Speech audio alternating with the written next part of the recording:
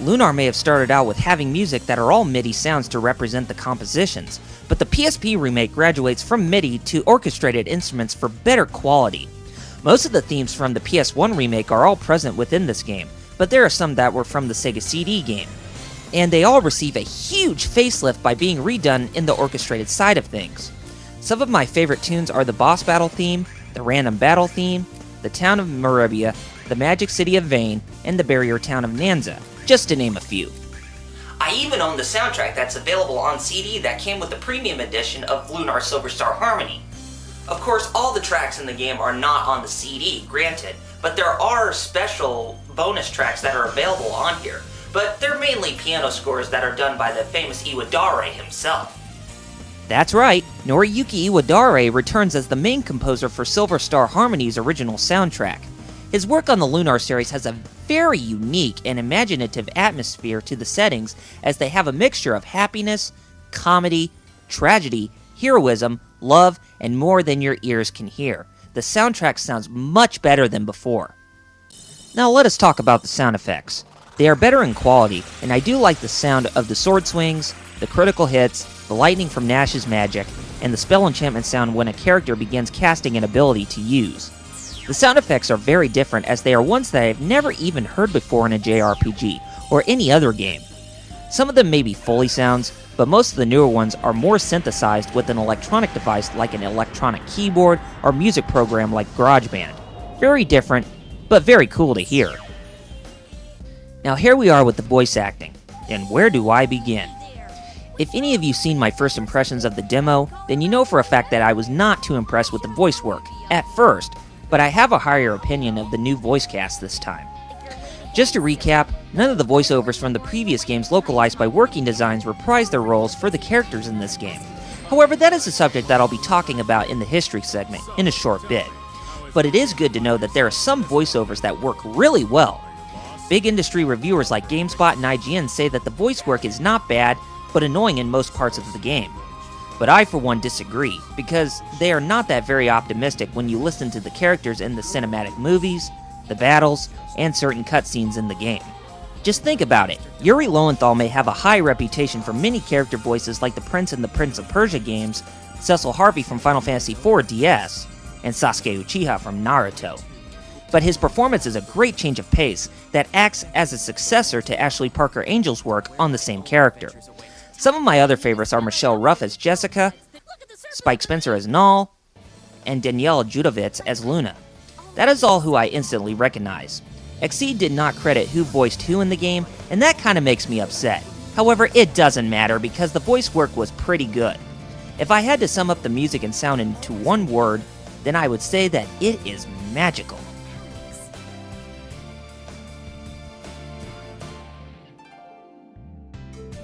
I couldn't find any development history on the game, but I'll tell you what I know. From what I understand, Lunar Silver Star Harmony was first announced in Japan's monthly Famitsu magazine, somewhere in the first half of 2009, and it detailed the changes over the original and the first remake to the new one that is being released on the PlayStation Portable, such as a new isometric view, dialogue, graphics, and music. On May 29, 2009, Xseed Games announced that the game was going to be localized under their banner since Working Designs is no longer around. One of the biggest changes they made in the localization was primarily the script. When Working Designs took control, their scripting was filled with so many pop culture references, and most of them are pretty dated nowadays. Xseed took a different approach by minimizing the pop culture references and placing in the original jokes in the original script to make gamers have a better understanding of what was going on. It worked really well if any of you have played the game. Another one of the big changes was its voice cast. Now let us talk about that, as I will tell you what I know about the whole fiasco between the new voices and the original voiceovers. One thing to note is for any of you not to quote me on the whole thing, because this is what I hear from rumors and conjectures about the whole situation. According to NeoGAF, Victor Ireland, the former president of Working Designs, offered himself to Xseed Games in the localization of Lunar Silver Star Harmony, but they turned him down, saying that they would do it by themselves. Xseed also stated that they plan to use a different voice cast, as video game voiceovers have become more mainstream than ever. This left Victor very upset and very angry that he and the original voice cast would not be working on the PSP remake. This led Victor's comments on NeoGAF about the PSP remake to be very rude and spoiled. However, he wished Xseed the best of luck with the PSP game, despite being rejected any involvement. That is all I know, but like I said, do not quote me on the whole story on how it went because they were based on rumors and actual words from Victor Ireland himself. History is history, and things are done as they are. Some of the events that are done will not please everyone, but the end results will leave a redeeming experience. But there are some things that do not count. Since this game is an RPG, there are a few tips that I wish to share with you. My first tip is that if any of you have played the demo and saved its clear data, then you will receive silver darts and not the slingshot from Alex's father at the beginning of the game. This weapon will do whopping damage, and it is a good way to build up experience and level up more in battle. If you get them later on in Tamur, then you will know for a fact that the weapon is pretty worthless. Tip number 2 deals with the bromides. I say that this is recommended to those who only have the standard edition and not the premium edition of Silver Star Harmony. The bromides are no picnic to obtain in the game, as there are certain events in the main story that you have to get across in order to obtain access to each of the bromides. Most of them can be bought at Ramus's shop when you do special things early in the game. The items don't really do that much, except for raising your stats by a slight bit, but they are mostly there for show. Did I mention that Toshiyuki Kubooka enjoyed showing the sex appeal in the Lunar girls? No? Well, he does. However, I stick to having the bromide cards in the premium edition because they are better to view, right in the palm of your hand. Tip number 3 comes at the end of the game with the final dungeon, the Azure City of Althena. This is the only place in the game where the enemies will deliver you a whopping amount of experience points. Besides, it's the only place in the game worth leveling up a bunch. One thing to note is that you have to make sure that you have 99 Starlight Orbs in your inventory, as they will restore your magic points. Now, when you fight an enemy, use the Dragon Lament spell that is required from the Black Dragon by Alex.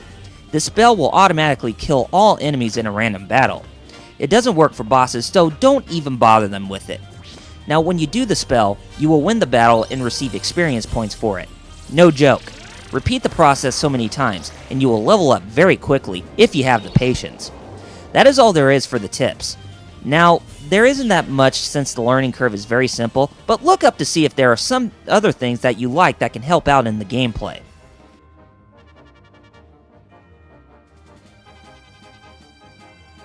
As good as this remake is, what do I have wrong with it? Well, the first thing that really gets my goat is the fact that the FMV scenes were recycled from the PS1 remake from over 10 years back.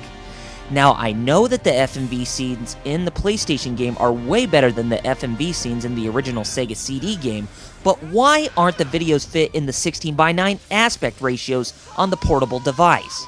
I know that the PS1 was still in the era of 4:3 full screen ratios, but that is becoming more ancient since everything is going widescreen these days.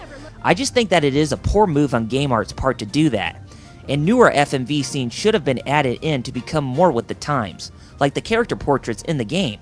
Not to mention, why aren't there more scenes where the voice work comes into play? It seems to follow more closely to the PS1 game, but I would like to hear the voice acting more. Isn't the PSP supposed to hold more storage than the PS1? The Star Ocean remakes did that on the PSP, but why not this game? It disturbs me at a really, really big extent.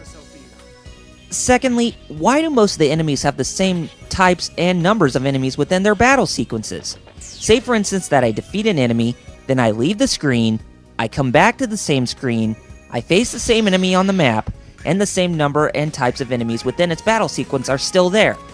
Now, when you go through an RPG, you are never sure about the number of enemies that are going to show up, as you may wish for more or less. In this game, they seem to be more fixed and less random on whom you are going to fight when you run into any of the enemies within the stages. It seems interesting at first, but I do not want to avoid certain enemies so I can select the ones that I want to battle. One final gripe I cannot stand is the fact that there's hardly any filler in this game. Particularly, no side quests are present. Why? Most RPGs are offering so much replay value based on how much filler is involved. Maybe you can count the search for the bromides as filler, but I wish there was more to it, like finding better weapons, armor, rare items, etc. It would help to give more to play through, as adding filler would give me so much more to talk about. Unfortunately, that doesn't seem to be the case, now does it? As these complaints annoy me to an extent, they are just minor inconveniences by what I see.